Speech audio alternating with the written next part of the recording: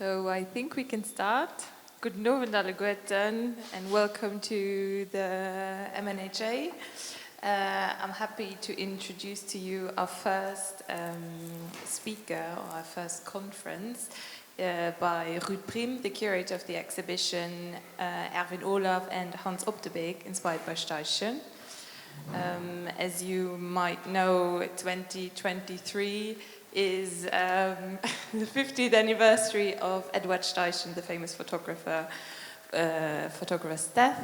And in honor of this year, we organized this exhibition inspired by Steichen.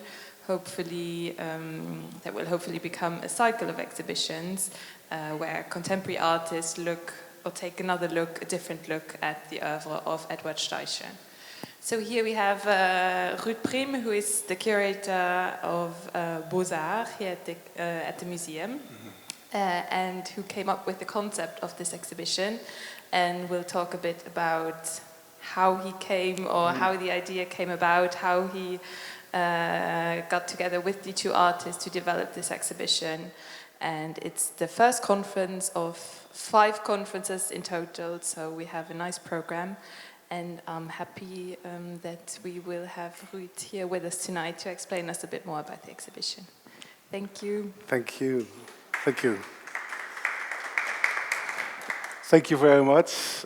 Thank you, Liz, for your kind words and the introduction. Yes, Steichen was not a name I was familiar with before I came to Luxembourg, I must admit. I know he's a really famous photographer, but I really came to appreciate his work, was really impressed. And every time I see this picture also, this photograph that's also part of the exhibition, I'm amazed about the painterly eye, also the moment in time at the very early 20th century when Steichen was actually one of the first photographers who painted with his camera, who explored this relatively new medium of photography. And what I wanted to do today is to explain you a little bit about the build-up, the trajectory to this exhibition, how this exhibition came about. And strangely enough, I will start in the 17th century to do so.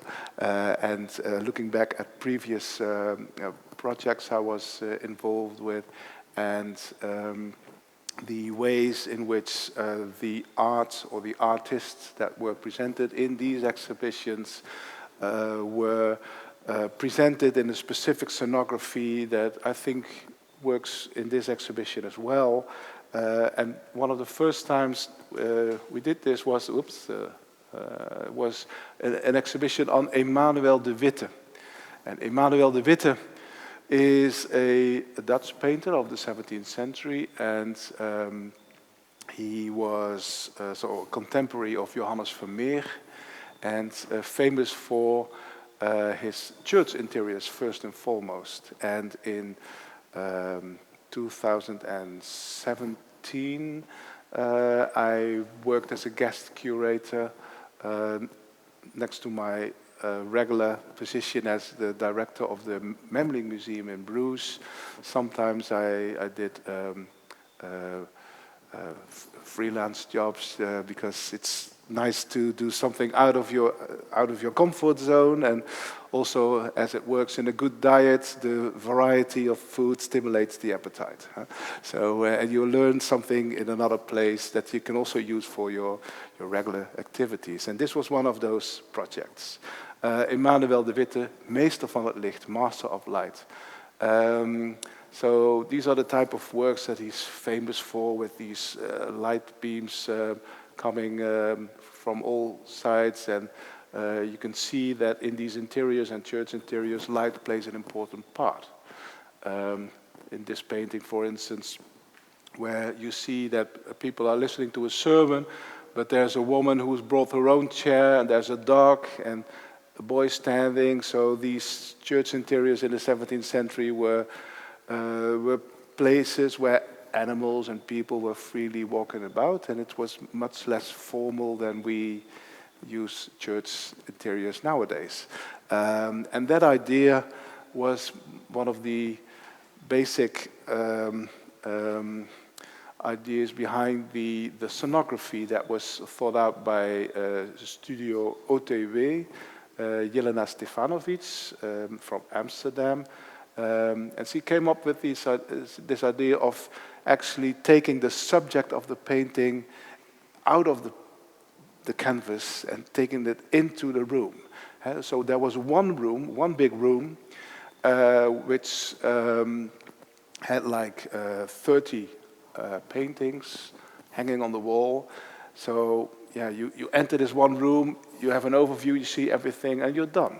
So it's super boring. So how to make something interesting of this situation? And what they did is they introduced projectors and made these light images.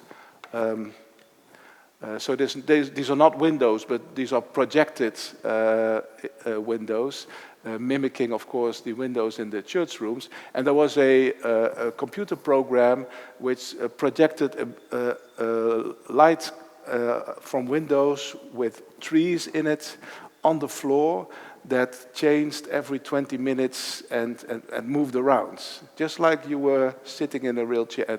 And of course, you didn't have to bring your own chair, but the chairs were already in the exhibition room. They're all different, and you could sit on them and enjoy the painting. And you had the feeling that you were looking at the painting while you were sitting in the painting. It was really a nice experience. So this is how it looked like. So you see the trees and the chairs, and people could take those chairs and sit in front of a painting and do whatever they liked. But it was a really nice experience, and it worked well. It won the Frame Award for Best Exhibition Worldwide for 2017. So we were really happy with the recognition, and thought to continue along the same lines and work with some sort of immersive scenography and taking the content of the artworks to the floor and making it a more interesting, a more complete experience, or enhancing the experience of looking at the artworks. There's another image here.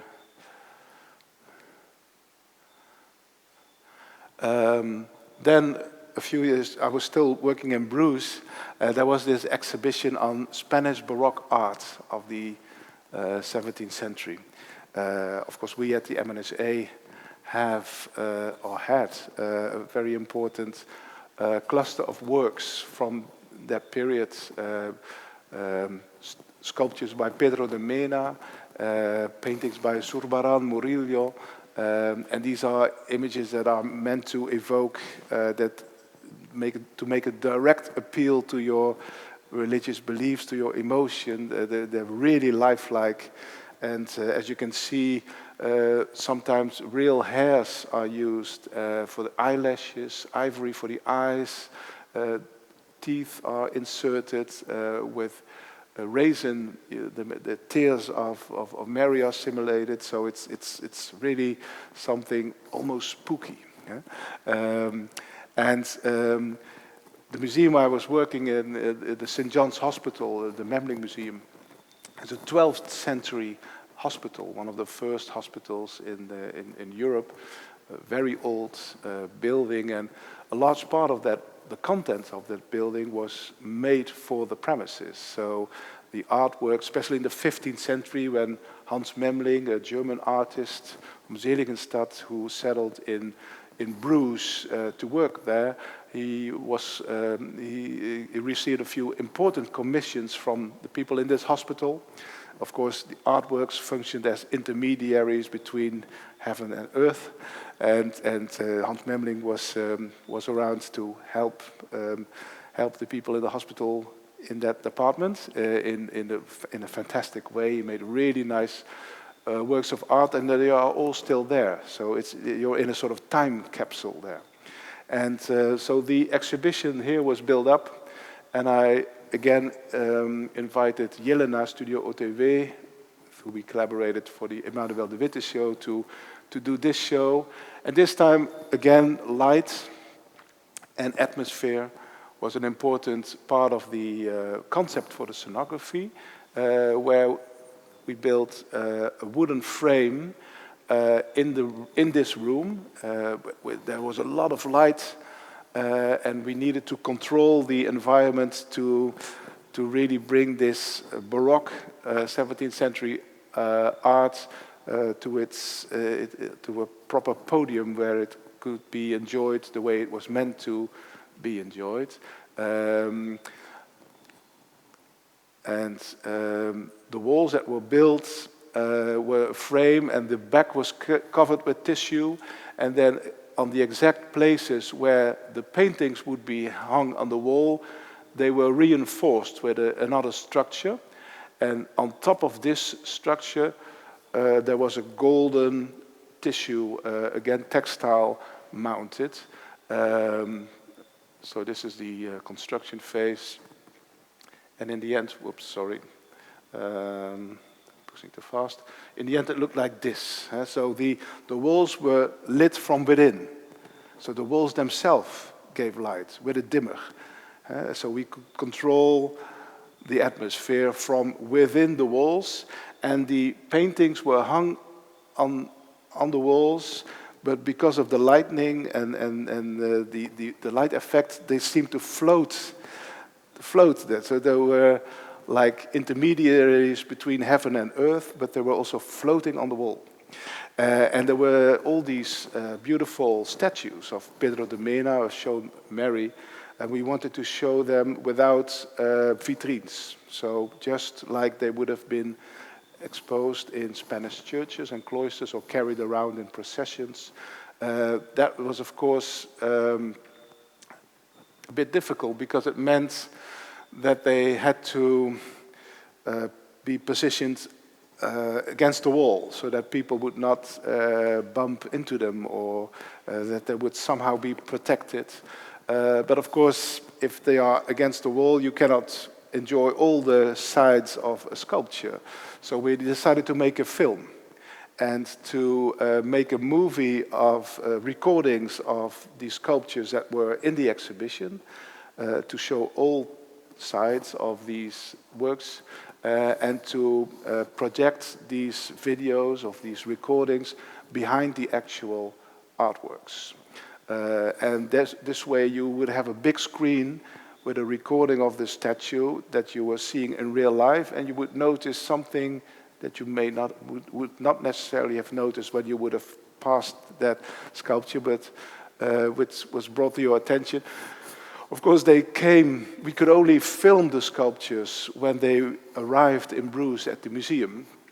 So here they are. We had like everything prepared, and in 3 days' time we did the recording and the editing. There you see Muriel Prieur here helping out, and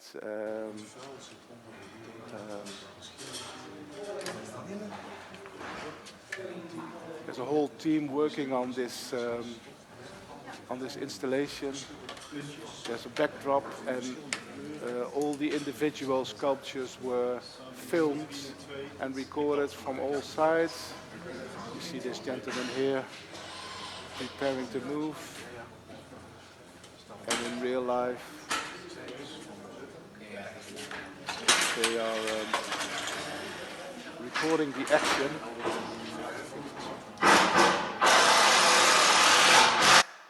Well, all of this was an experiment. Nothing was broken, but we had the saints waiting in the meantime, and here they are on their pedestal. And so this is what the exhibition room looked like. Because of the use of projectors make noise, of course. The motors of these projectors make noise. So we used Baroque music to overpower this, not too loud, so you could hear music, really nice, fitted the atmosphere, and you didn't hear the motors of the projectors anymore. And then behind the Mata Dolorosa and Ecce Homo here, you see the big screen and the projections. So this is basically how it looked like in this exhibition. Whoops, one back. Wow. William Kentridge was another guest at the St. John's Hospital, and that was a special occasion as well, because it was a really big exhibition, as big as the one that was there in Mudam. A large exhibition with all kinds of works, videos, installations, paintings, cutouts by William Kentridge. The exhibition was entitled Smoke, Ashes, Fable, and it was a confrontation of old and new. So there was atmospheric installation with all kinds of boxes built in this big museum to house the videos. This was an area where there were tapestries, a tapestry series by Kentridge, and on all these tables there was the Kunstatelier. So for the children could make drawings, just free drawings, inspired by the artworks that surrounded them. So they were sitting amidst the tapestries, and they would make drawings just like the ones they saw on the wall, sitting in the exhibition room. And that was really nice, very stimulating. There's something with this battery. Here. And on the first floor of this museum, there's an attic, which is 70 meters long, and the ceiling, the wooden ceiling is of the 13th century. It's still original, never been destroyed, never been burned, never eaten by insects. It's all still there, and I mean that alone is something fantastic. And it's in this special place where this video of More Sweetly Play the Dance, this enormous installation that was also in Mudam by William Kentridge was shown. Here you can see how they are preparing for each individual panel for for projection. Well, this is what it looked like in the end. It's very loud, the music is very loud, but it's a really impressive work of art. And I think for Kentridge also was a special, well, that's what he told us, a special event, because I mean he had shown these works of art before, but never in such a charged atmosphere. In the 12th century hospital with these 13th century beams was something really special. A nice combination of old and new. Then so that's when we arrive at the doorstep of the current exhibition, because it was at the exhibition of William Kentridge in Bruges that I decided to call Erwin Olaf. I really wanted to work with him. I think he's a really good photographer, and I thought, well, if I have one chance of doing this, I should invite him to the Kentridge show to see if he's interested in doing something similar, to present his works in an historic environment, in confrontation with old masters. And he came to Bruges, and there was an immediate connection, and we had a very nice day, and he was very enthusiastic. We already made a few plans. But then, of course, a few months later, I decided to go to Luxembourg. And the project never happened in Bruges. When I was working here half a year, I got a phone call from Erwin that he noticed that I moved house, went to Luxembourg, and he asked, I would like to work with you in Luxembourg now. Can we do something in Luxembourg? I said, yeah, it would be great, but we need a Luxembourg angle. It makes sense to do it in Luxembourg when we have a specific topic that's suitable for this museum. And then Steichen came to mind, because at that time Erwin was working on a project called Im Wald, the first series that he photographed outside the studio.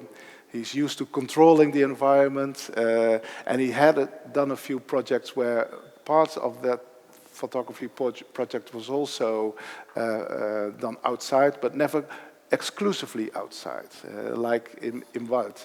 So that was in 2021. And some of those photographs I found reminded me of the landscape photos of Steichen, in atmosphere and in the way of looking. And I also had to think about Hans op de Beek, of whom I'm seeing some really large watercolor paintings. These were not really exhibited in, well, I think not at all in a museum context, but more in various galleries and art fairs. That's where I saw a few of them too. And he had been working on these watercolors for almost 10 years now. But they were relatively new to the museum scene. So I thought, okay, the watercolors have never been the focal point of a Hans op de Beek exhibition. He's from Belgium. Erwin Olaf has never made a photo series exclusively in the outdoors. He's from the Netherlands. And Edward Steichen from Luxembourg, a really nice Benelux trio, has these really nice landscape photographs, which are not so well known, perhaps as his portraits, which is the bulk of his oeuvre are portraits of famous people and advertisements, and where the human figure is the main subject, but not landscapes. So those three elements became the starting point of this idea, where I selected works from the oeuvre of Hans op de Beek and works from the oeuvre of Erwin Olaf that reminded me of specific works in our collection by Edward Steichen. All black and white, because the photographs of Steichen from that era, and most of his photographs are in black and white. Yeah, so the photographs of Erwin Olaf are rather large. They're big, big formats. Not all of them, but most of them, as you can also see in our exhibition. And that is true also for the works by the watercolors by Hans op de Beek. Very large. I mean, that's also unusual about his watercolors, that they are black and white, because normally they are pastel tints or colorful tints, and the size, it's enormous. It's like 2 or 3 meters wide sometimes. He works on them alone, of course. He's the only one who makes these watercolors. And that's something really relaxing for him, because normally he has a really busy studio during the day, because all these large sculptures involve teamwork. They involve the collaborative efforts of various people, 8 or 9 people sometimes, who are doing different things, and there are meetings and there are telephone calls, and so there's always busy moments, let's say, and for aquarelle you really need to focus and to concentrate. So we would do this from 8 in the evening until 8 in the morning sometimes, just working away, also because he wanted to be the first viewer of his own artwork. So it was a sort of meditative thing, and sometimes based on drawings that he made during long evening walks or during the night. So they are also called his night views. He's been very productive. He made a lot of these beautiful watercolors. So those became part of the exhibition, as were the photographs of Erwin Olaf. You see a self-portrait here. It has a tube below his nose because he's sick, he's ill. but still very productive. And this series in Wild is all in black and white. Some very powerful portraits, just as this guy from the boatman. He found all these models through an agency, but they had to play a role, and they came with him to the environment of Munich and Salzburg, where they made these photographs in real life. Yeah. And these people represent the diversity of culture, the family of man, one could say, the mankind in general, where one of the main themes of this series, involved for Erwin, is the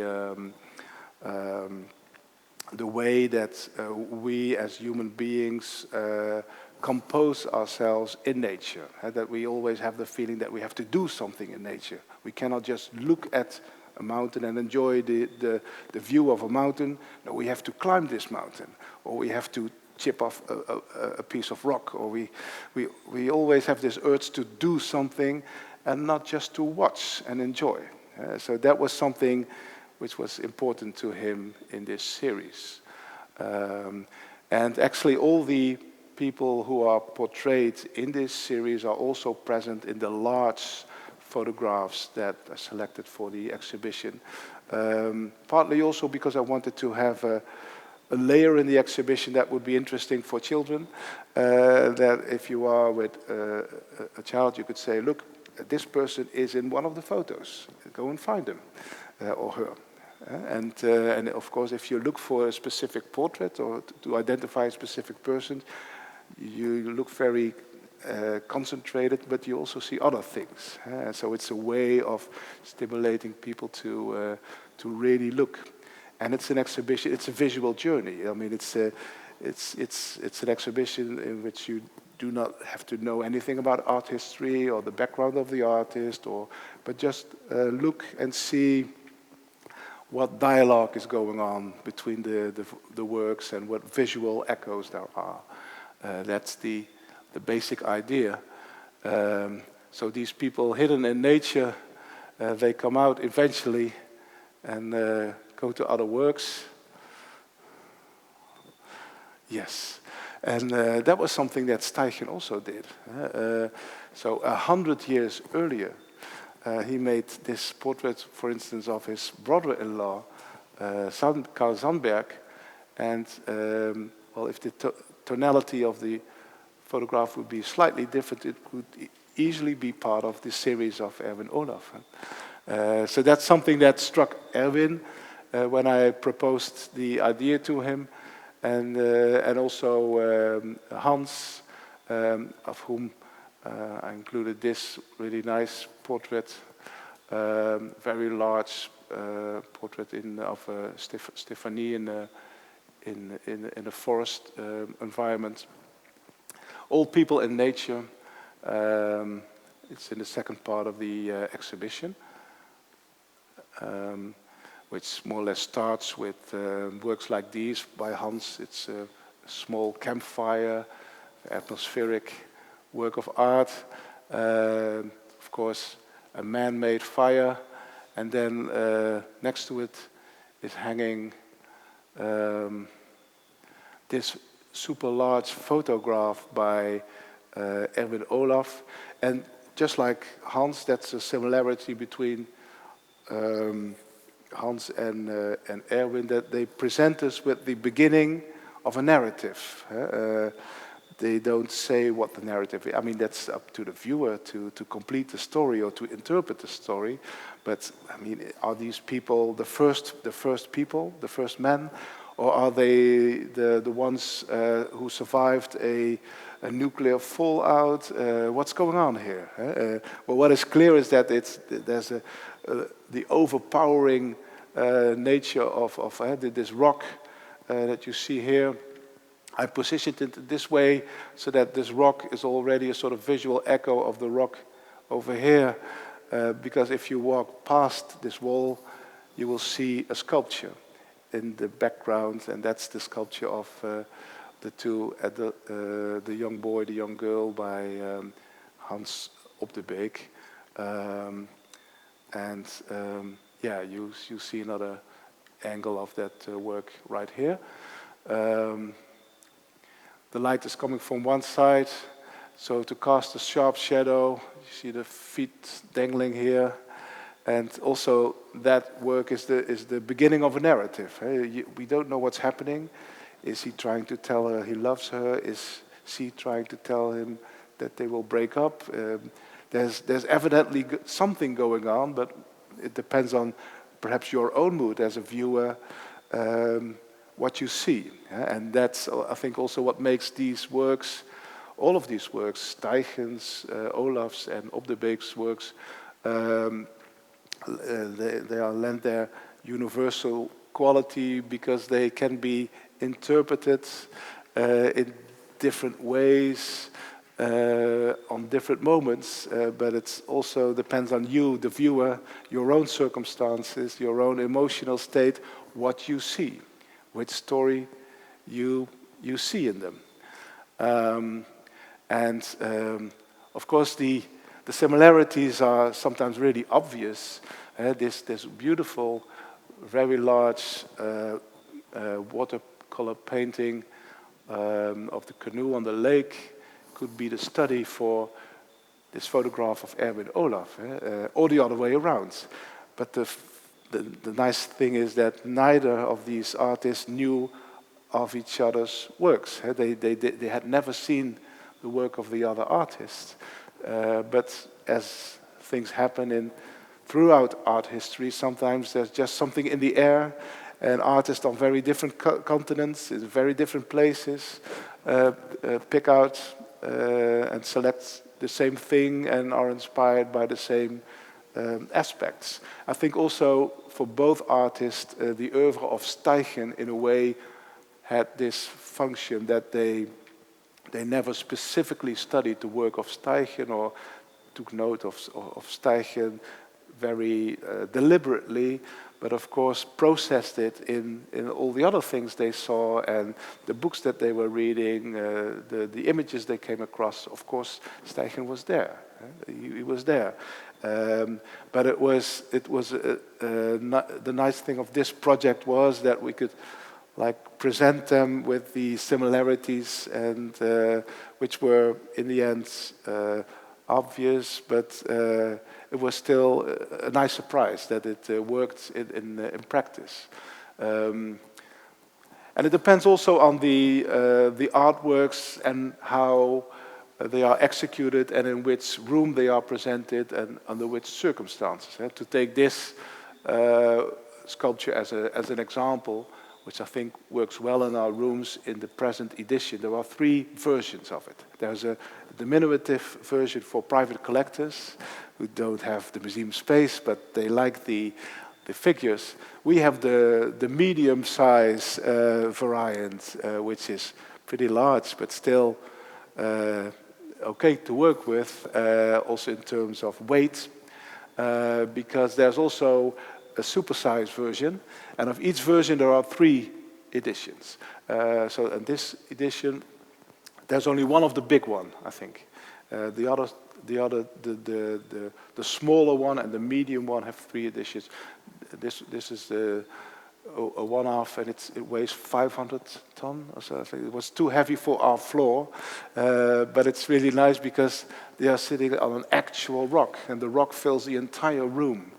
So you come into a room and you see a rock, which would of course be very appropriate for Luxembourg, but I mean it was really too big. And then if you go around it, only then do you see these 2 figures. Yeah, so they are positioned next to this beautiful painting, I would say, photograph by Erwin Olaf, in the real artwork, doesn't come across, of course, so well on this image. You will see that the sky has this milky white quality. It's almost like a lake of milk. You want to jump into it. It's so soft and so mellow, and it has a really nice material quality to it. The depth and the softness of it is really, really nice. And it's positioned opposite a landscape, beautiful landscape of spur trees in winter. And the white of the snow in that painting has the same quality. So there the two artists are really, I think, in dialogue. And it also, especially this winter landscape, I find underlines the difficulty, or if you will, the mastery of Hans Op de Beek as a painter, because the white is, of course, the material. It's the paper. So the light source is the material itself. And everything you paint takes away more light. So the more you paint, the less light you have. So you need to stop at the exact right moment. And every mistake is a mistake you cannot correct. So that's really difficult. I think that works well, and you can see that really well in this winter landscape. In this photograph, it is hanging next to both works. This part has also this milky white quality, and this part is much darker, a bit moody, I would say. Could be a photograph of 1850, but if you look closely, there's this trolley which we take in our to the supermarket, and there's the lady breastfeeding a child and a little boy playing with a gadget, a phone. So it's evidently a modern scene. It was taken in 2021, but it has a sort of universal quality, referring perhaps also to 19th century landscape painting, and evidently also the old masters or 19th century German art, for instance. It has been a big influence on Erwin's photography, like the Boatman, and think about Toteninsel, for instance, the painting. So there are many, Caspar David Friedrich, there are many sources that would come to mind. So here is the landscape, the winter landscape I was talking about, and the photo I just shown. And this part also gives a sort of introduction already to the next section of the exhibition, the next room, which is painted much darker, in a much more darker gray. The light tone gray, RAL 7037, is the exact color that Hans Op de Beek uses for his sculptures. And that's why we painted the walls in the same color, because that's something he always does, and it's sort of his trademark. For now, he may want to do something different in the future, but it works. And it works in the same way, like if you visit Pompeii and you go there, there's this world of ash, and there are these sculptures laying on the ground in the same color, and it's a sort of alien world. They realize, hey, but they're not sculptures, they're human beings. And it's something completely different. And with Hans Op de Beek, it's almost the other way around, that the figures are so lifelike, so realistic, hyper-realistic almost, that you think, whoa, this is a real person. But then you see that, of course, it's a construction, and they have symbols, and there are elements of these sculptures that are come from the sculptor's imagination and are not real.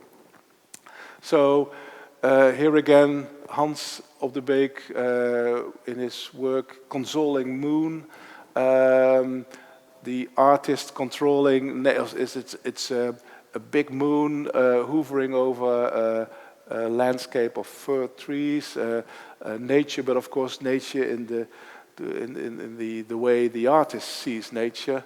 And a very moody scene, just like this photograph of Edward Steichen. There's a big blow-up of this photograph, which is used in the exhibition to create a certain atmosphere.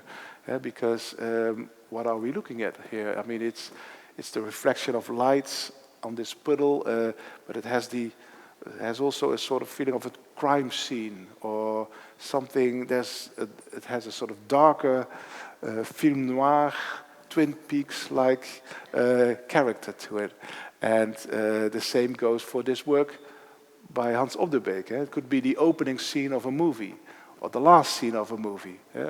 Anytime a deer will come out of the woods or a car will come riding towards us, or whatever narrative you want to think of.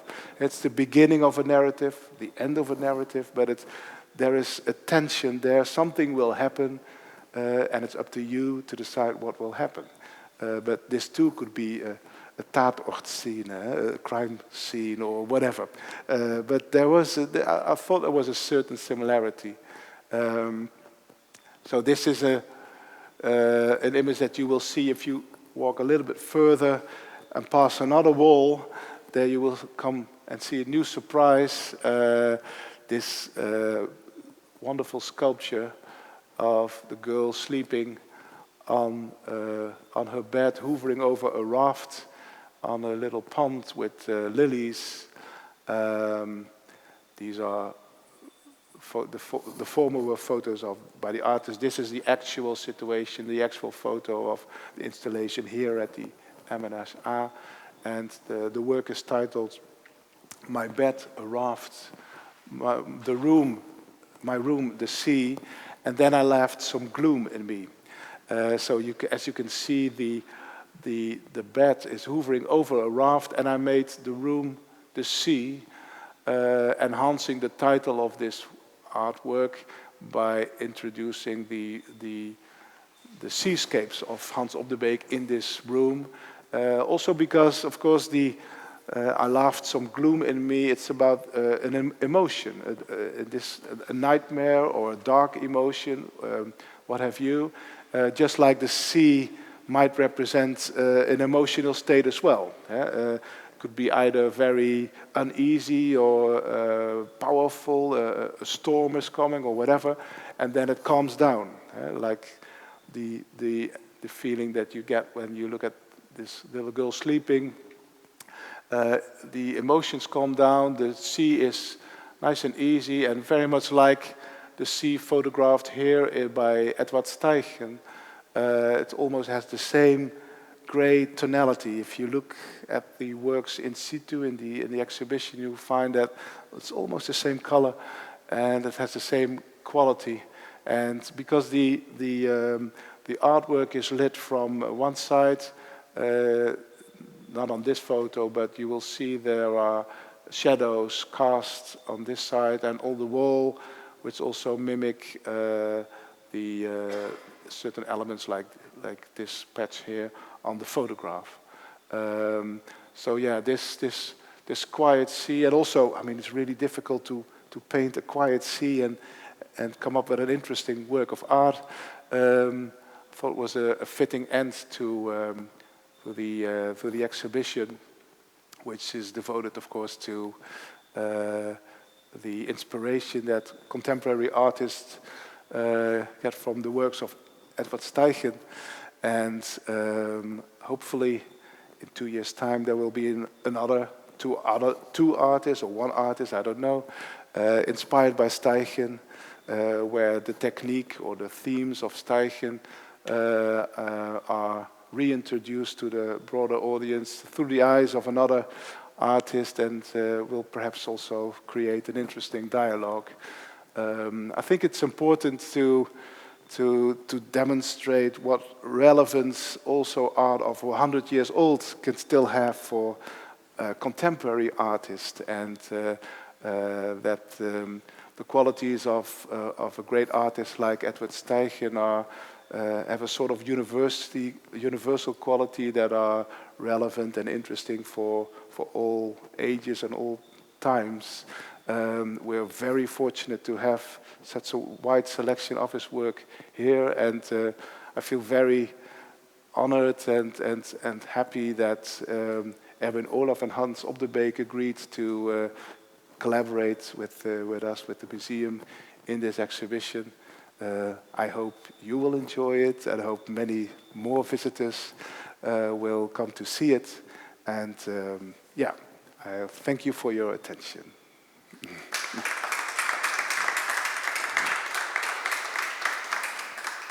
And I'm happy to answer any questions you might have. There's Tanya with the microphone who will come to you. So, but perhaps, yeah, sure. I have two questions, actually. The first is, can you talk a bit more about the playlist that was developed to go with the exhibition that you can listen to on Spotify, I think? Yeah. And the other question is, what sort of went into the decision not to include any sort of seating in the exhibition? Because I felt that in some ways it actually invites you to linger, but then there's nowhere to sit. Yeah. Well, the decision not to include seating from the very start was really it started as a very practical thought, because at a vernissage there are so many people walking around, and especially with the sculpture protruding from the wall, we didn't want to risk, because that is a logical place, because there's more space to put seating.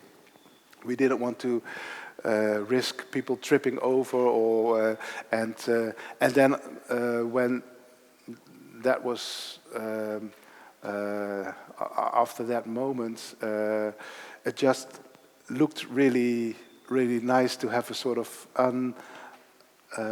unhindered view, open view of the entire room. When we would introduce, I mean, we could still, if there are people really wanting to sit, we can always introduce seating, but I think it would have to be seating in the same color, just to keep in tune with the aesthetics of the exhibition. But it's definitely something that we thought about, but up until now, I don't think, Tanya, correct me if I'm wrong, we didn't have any negative feedback on this aspect. So I just left it like that. So that, and on your other question, the playlist was a brilliant idea of my colleague Katja Taylor, who works at our communication office. I think she saw something similar in another exhibition, and she asked me if I could make some suggestions for appropriate music, or to make a playlist, because it's an exhibition that plays on the visual perception, but also on the emotions, and sometimes music can really enhance this or bring you certain ideas to connect to the specific artworks. And as I live in Trier, in Germany, and commute to Luxembourg, I'm either on the train or the bus a lot, and I took ample use of this invitation and just selected works that I liked from my own playlist, which I felt were appropriate for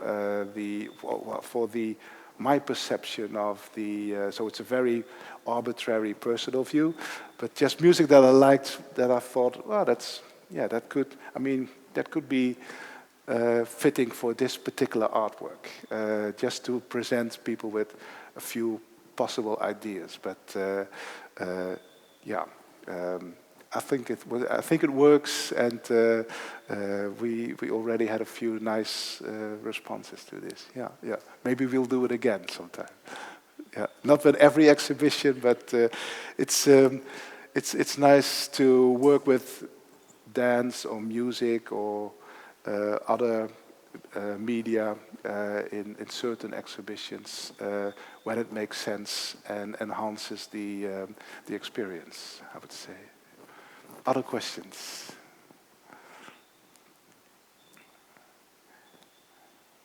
No vertical. Well, then thank you again for your attention, and hope to see you either in the exhibition or at some of the other very interesting upcoming lectures within this program. Thank you.